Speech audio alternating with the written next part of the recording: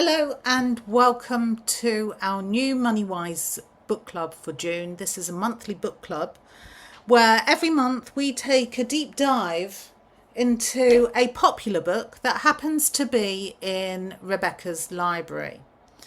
And I'm joined today by Rebecca Ellis. Hi, Rebecca. Hi, Rania, how are you? I'm good, thank you very much. How are you? Very well, thank you. Looking We've got forward this to launched. I know, Yay! it's so exciting. I've been looking forward to this all day. So, yeah, happy to get going and to meet everyone and talk about the book. That's our topic of the month. So basically, the format for the book club, we wanted to make it really easy for people to learn about money. And every month, we go into Rebecca's library, select a book. Basically, she reads the book, so you don't have to. And then she shares her learning with us, and we've got an opportunity to have some discussions. We build some actions around it and really make it easy to motivate you to achieve what you want money wise. And so onwards to our book today. So in June, we selected Broke Millennial by Erin Lowry, and this is what we're going to deep dive into today. Rebecca, why did you choose this book? For me, this is an absolute good book to be a foundation of the basics when you get into adult life. If you come from school, college, university, this is a great one to break the sort of taboos which maybe you don't talk about with your family, your friends. And so for me, it covers all areas for all different types of people. And I think it's really well done and such an easy read. I thought this is one that we should get going on. Fantastic. So, a little bit about us, getting a handle on the slides. So, my name is Rania Lang. I'm a community leader here at Pi and the founder. I'm also a relational neurocoach, so I really go into the behavioural aspects and the coaching aspects. And Rebecca, over to you to introduce yourself. Great, yeah. Well, also I'm a community leader and one of the leaders in Pi, Purposeful Innovators. Obviously, we've been working on this project for over 10 years now to make good social change. And I'm really happy that we're bringing finally live to the table our financial curriculum and all the little things that come along with it, such as this book club. So super excited. As my sort of bread and butter money, I am a financial advisor, something that I am very passionate about. I love people, I love helping people. Might seem boring, but actually, there's a lot of color in finance, especially private finance, helping everyone, people with a little bit of money, people with some money, and some with lots of money. So, whichever status you're in, I'm really happy to help.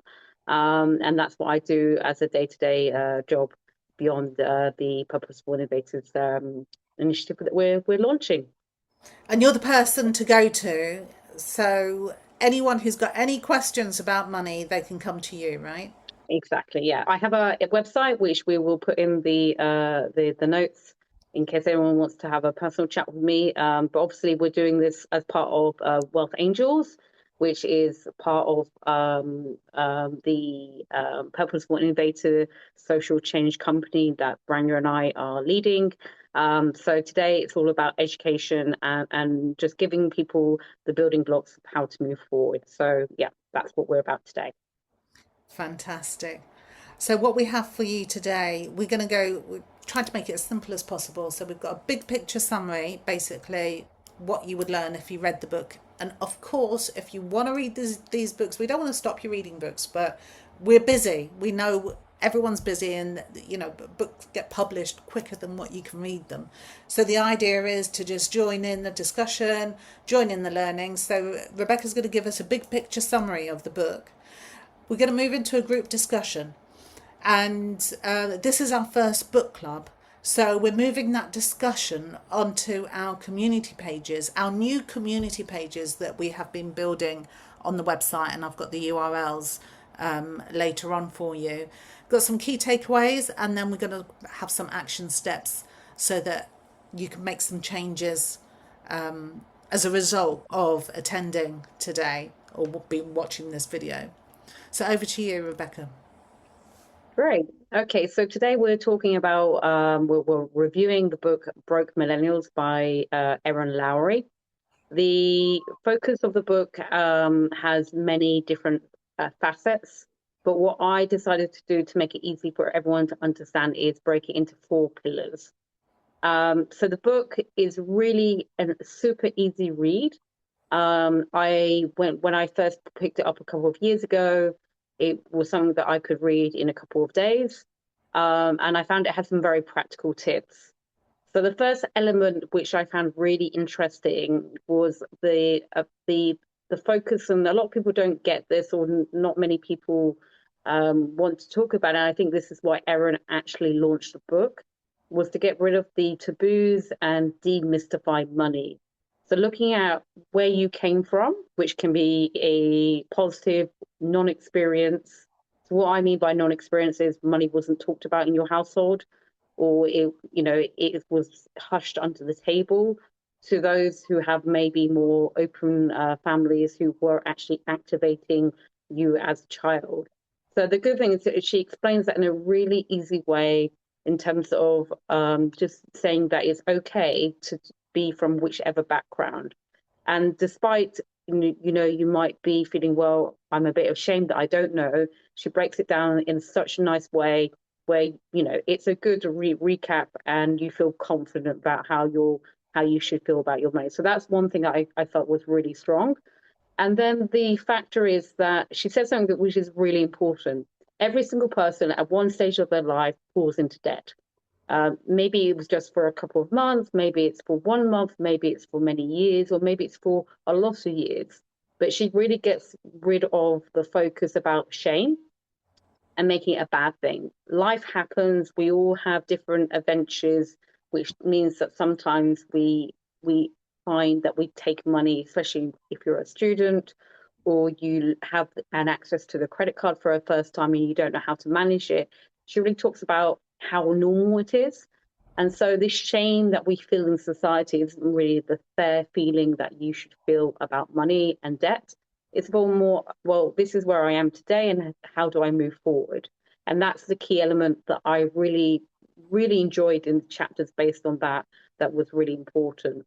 And then the other thing that we all need to have is what we call the emergency fund account, which sounds really boring. I mean, if we say I have an emergency fund, you think of death, you think of disability, but emergency fund could just mean that I need an extra, I don't get paid from my job because they have an issue with paying salaries. But instead of saying it's a emergency, it's a fuck off fund, which, sorry if I'm not allowed to use bad French. And Rania, is it okay to use such wording as that? It's our rules. Ah, okay, perfect. Anyway, so she just tries to make it fun. So it could be the FO fund, it could be the freedom fund, it can be anything. But the point is, it's just to feel that it's not something, it's not a to-do tick box, it's really there for a reason. And I really like, again, how she describes that in a few unpleasant situations for some people that she mentions in her book.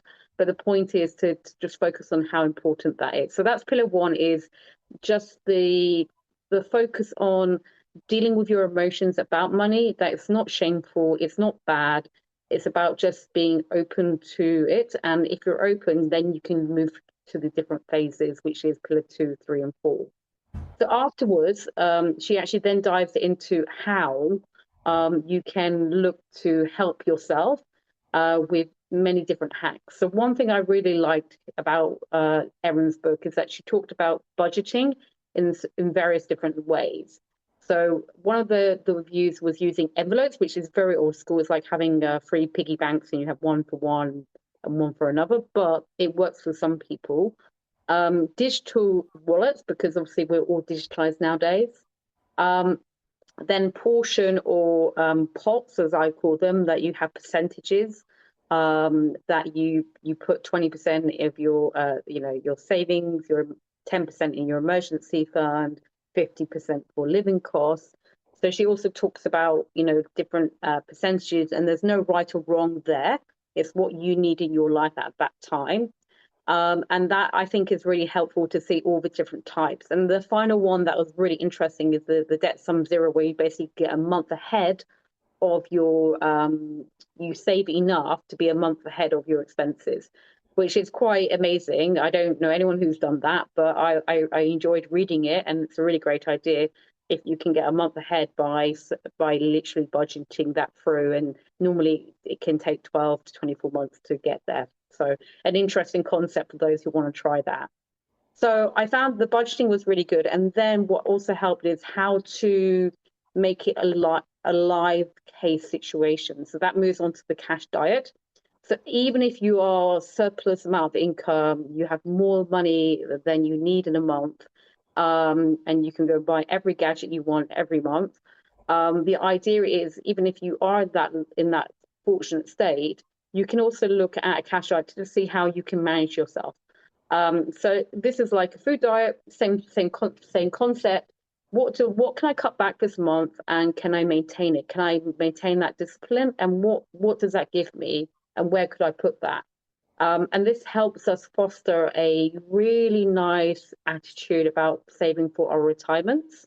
And I found that really interesting. So you can go on a diet, every 3 months, once a year, but it's useful to do it even if you have a lot of money, to try and say, where could I be putting my money to more use, including charity. Maybe if you don't take those Starbucks every day, that money could be a charitable book. So again, it's really about understanding your behaviors, which I found really, really interesting. And then after that, once you get your budgeting, you understand like the things you can do with debt.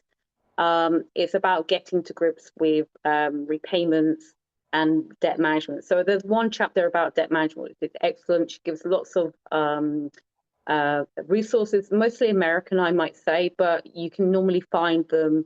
If you just Google UK European example, there is. I know that these exist. And I would say that as one note, that the book is quite Americanized, but it's good for anyone in the world. You just need to be a bit more open-minded to find out the links for maybe the UK or Europe if you're not living in the US.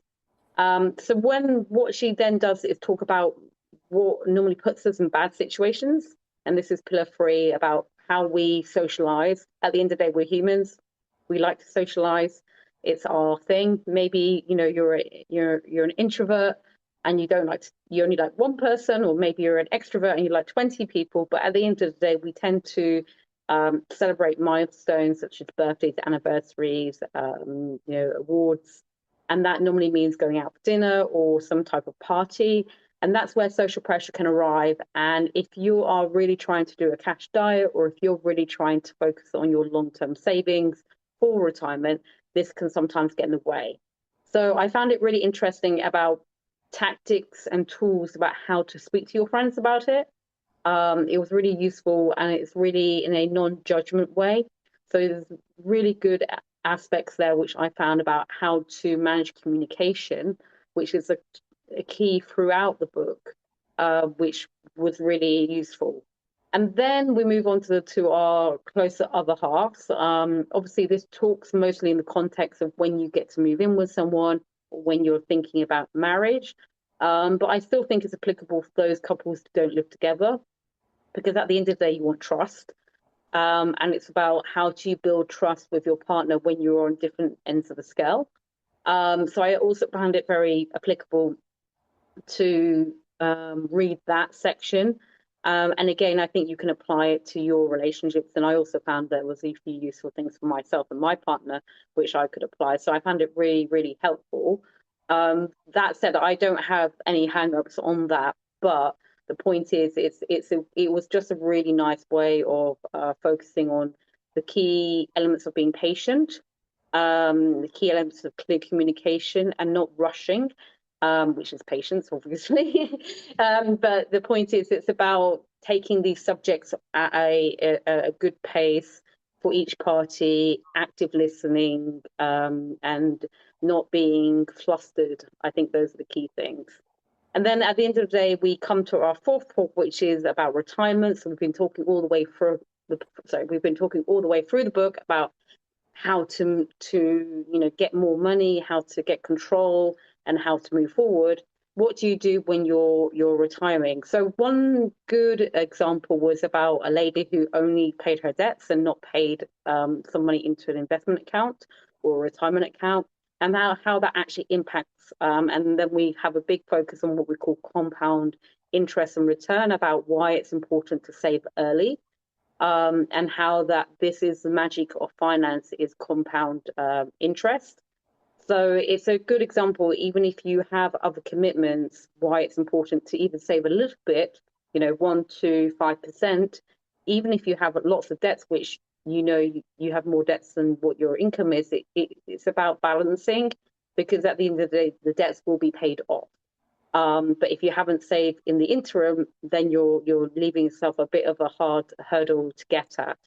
And finally, she goes through all the techniques, all the types of investments that you can do, with a big focus on index tracking ETFs. So an ETF is an exchange traded fund, which is a collection of shares of an index in the US, the UK, and how this can be the simple basics foundation of your portfolio, before you then maybe get more experimental and look to seek a financial advisor.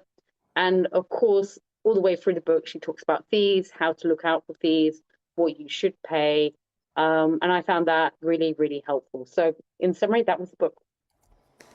Fantastic. And it actually just occurred to me when you were talking that how much I do relational coaching, conflict in relationships, so married couples, and money is always one of those conflict topics that Yeah. couples experience. So I think that stood out for me, that she addresses that, and I think that's really important, as one of those adult realities, is Mm. being comfortable talking about money and sorting out money within a relationship in a way that is acceptable. Yeah, and I think this is why she tries to talk about, obviously, this is a millennial book, but again, it's a good adult-based book, Yeah. about having early conversations.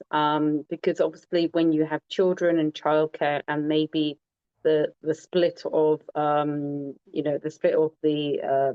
the life together and the sharing changes, if you don't have these early conversations, there can be a lot of misconceptions. So Mm. it's about clearing out the realities of what you're looking for, which I think is really interesting, because, as you say, when you're doing a lot of relationship coaching, it's like, if I'm spending 100% at home but bringing up the kids, which is a full-time job, you could pay me for that. If I wasn't your wife, you would be paying someone for doing that. So, how should we split our salary? And it could be obviously wife to man as well. I mean, it can be either way, but these are where obviously conflicts come in, is about assumptions about the roles that people have within a relationship and with money. So I find it really healthy that she talks about this, because it's something, a bit of a taboo.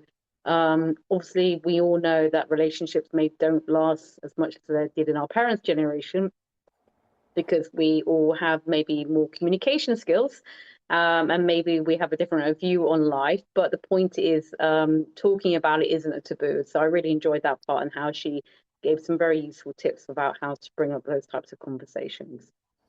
And if anyone is experiencing a challenge in this area, as we said earlier, I'm a qualified relational neurocoach. Rebecca's a qualified financial advisor. We are qualified to help you. So please reach out to us, and have a conversation in confidence, and we'll see how we can support you through any of the struggles or the challenges that you currently are experiencing. Absolutely. And I also specialize in behavioral finance as well. So I really look at the way you make decisions, similar field but different to Ranya's. So again, it's not just about the numbers and tick boxes. It's about actually how you can apply it to your life. So yeah, please reach out if you need The to. reality Yeah, the of it reality, all. not the hypothetical. Not the maths. Yeah, yeah. So, our group discussion, we're taking it to our community, our new community pages. We've got the QR code on the right hand side here. It's the same QR code on the following pages. So please log in. It's a members only community page, but our membership is very, very affordable because we wanted to remove any obstacles while we basically cover costs. So entry level is only £4.99 for our membership, and that literally doesn't actually cover the costs. But we are hoping to grow the community to one that can access information about money in an easy language, easy way, and just be able to take control over their finances. We have 3 questions that we wanted to put to our community. So the first one is focusing on social pressure versus internal panic. So what's harder to manage for you? Is it the internal anxiety of dealing with your own debts or savings? Or is it the external awkwardness of talking about money with friends and partners? And if you go onto the URL here, the QR code will take you to the website. You can go onto the community pages. You'll see you can post up on there, and we can take that discussion onto the community forum. Rebecca, why did you choose this question to ask? This is like the first question of the first book club. And it's about internal, external referencing from a Yeah. personality point of view on my side of things. But why did you choose this question? Well, I think before we get into the nuts and bolts of finance, you need to know how you feel. So for me, this was all about how you feel, and this is why I thought it's interesting to see what people what is more of a what's a harder situation. I have a certain view. Obviously, I have a tainted view because I'm a financial advisor. But I also, my job is to listen and be a relationship manager and listen to people about their problems, which they have in terms of money. So I find it really interesting to understand what people are anxious about, because I think you need to get rid of that before you can move forward. So a lot of people flight, fight, or freeze. I think there's a lot of freezing going on, and I think if you defrost people, it helps. I like that. Defrosting as we get ready for another heat wave. Yes, exactly.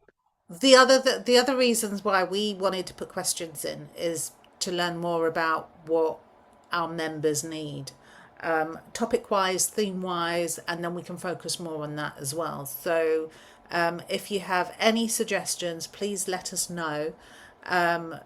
Again, post up on the community pages, and we can share and support accordingly. So our next Great. question is, and I like how this is worded, so name your budget torture. And this reminds me of like, oh, maths lessons, right?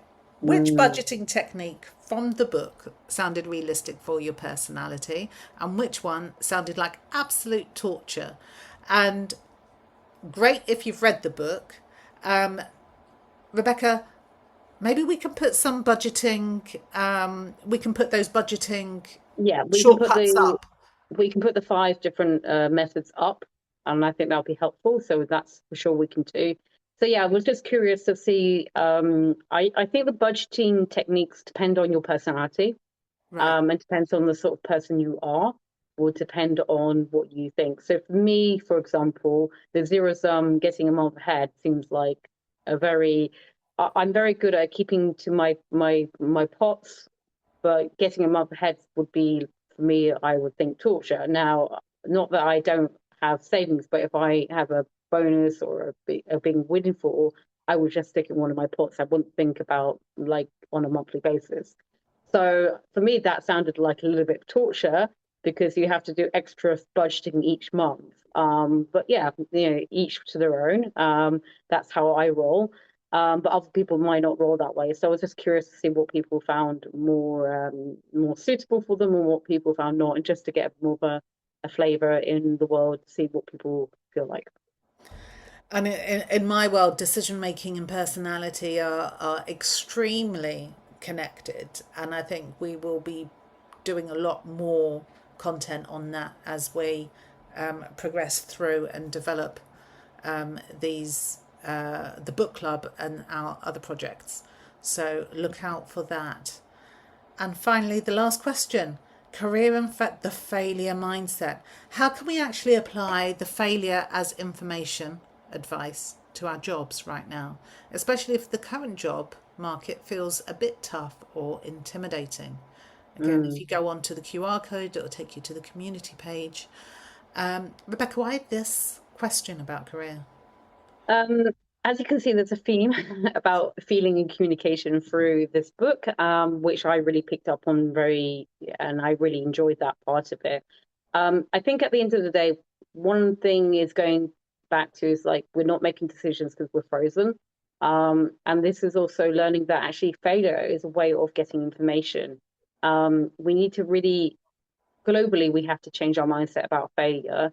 We all know entrepreneurs fail, and they, over the second, third, fifth, 12th time, make it. And it seems like they've always made it.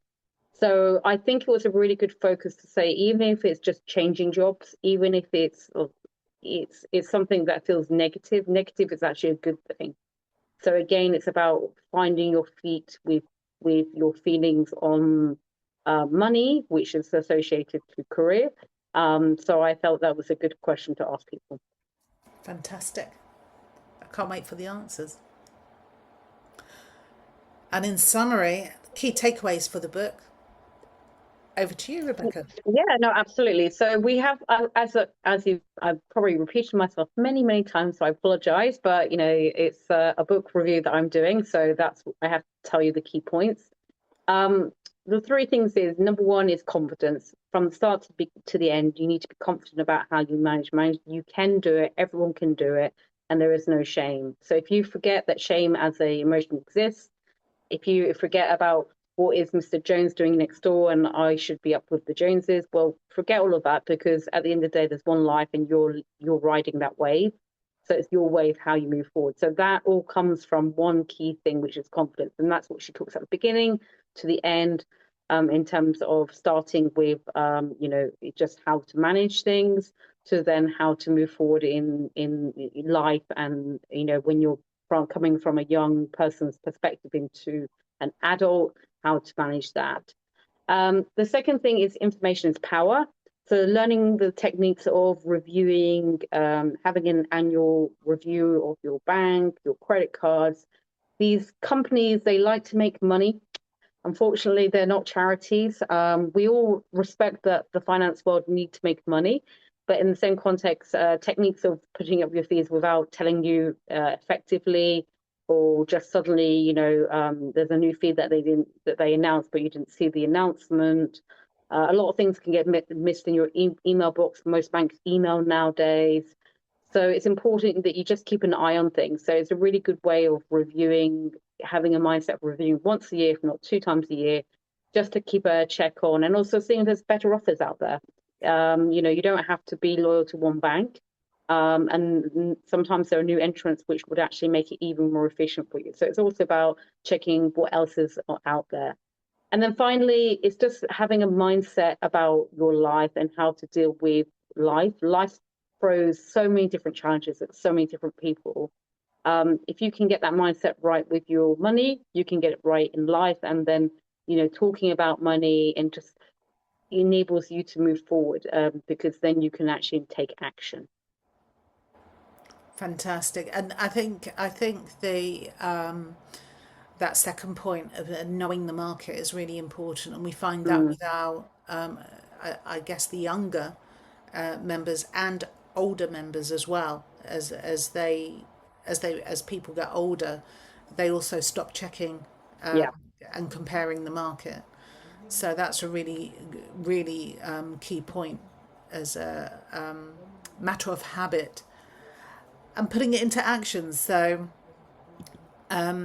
what we have done is put together some actions for you. Again, going on to the community chat just purely because that's the live space that we've set up to support our members. So if you go onto the community chat, we want you to think about what you've learned. Hopefully it's motivated you to read the book and or download it on Audible. State one specific thing that you're going to do in the next 7 days, having read the book. If you're listening to this or watching the video in a few months' time, just come onto the community chat, go to book club and do it anyway. We're hoping to hear from different people. You're very welcome to post anything you like, whenever you like. Like I said, we've got not many rules. So just one specific thing that you will commit to do over the next 7 days, and then come back onto the community and celebrate. Let us celebrate with you when you've done that one thing. And it doesn't matter how big or small that one thing is. We just want that one step forward. And I think as long as you're moving in that direction, over time, confidence will start coming and you will be doing more. So let us support you. Let's celebrate. And moving on to our next month, today's the 1st of July. We should have had this book club meeting in June, but we've had a few bumps in the road, so we're running a few days late. So the next book club for July will be held on Wednesday the 29th of July. Rebecca, why have you chosen Rich AF by Vivian Tu? Okay, well, this book is about setting the winning mindset for how you can make differences to your life. So why, what differences by change?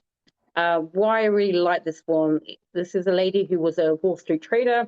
She has written a blueprint plan with a bit of humor, a bit of fun, about how to save, how to optimize, and the very good investment tools that you can access as a individual who wants to make money in the market. So I think after we've learned about mindset from Erin, I think this one actually gives us a bit more va-va-voom, let's say, a bit more of motivation about what we can do with investing, but it also talks a lot about mindset and how to change things.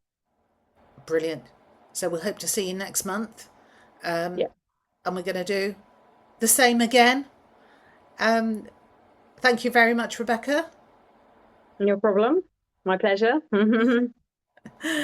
Thank you for watching and listening, and we hope to see you at the next book club. Go online to our community pages. There's the link there. You'll be able to see the MoneyWise book club for registering, and we'll also share it on our socials. So thank you very much, and we hope to see you soon. Okay, thank you, everyone. Take care. Bye-bye.